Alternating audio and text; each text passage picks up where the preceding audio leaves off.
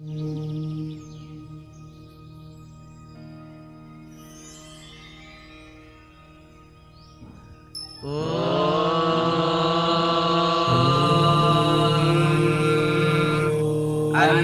सन्तन्न जहात्यन्ते सन्तन्न पश्यति देवस्य पश्यकाव्यम् न मारणजीर्यति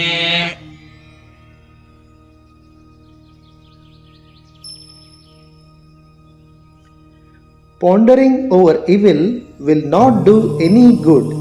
It makes man towards further evil. The divine nature of Atman is being discussed throughout the Upanishads. The Katha Upanishad says, "Arise, awake and learn by approaching the enlightened ones who knows the nature of Atman. Hear from them this difficult path, which is like a sharpened razor's edge."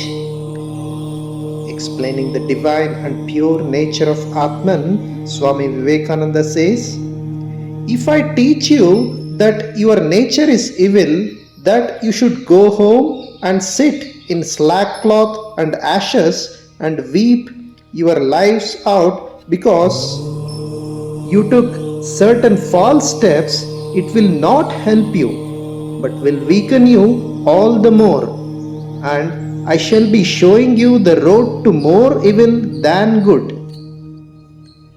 If this room is full of darkness for thousands of years, and you come in and begin to weep and wail, 'Oh darkness, will the darkness vanish?'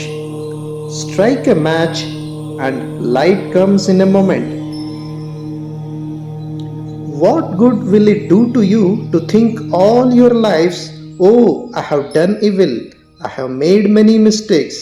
It requires no ghost to tell us that bring in the light and the evil goes in a moment. Build up your character and manifest your real nature, the effulgent, the resplendent, the ever pure, and call it up in everyone.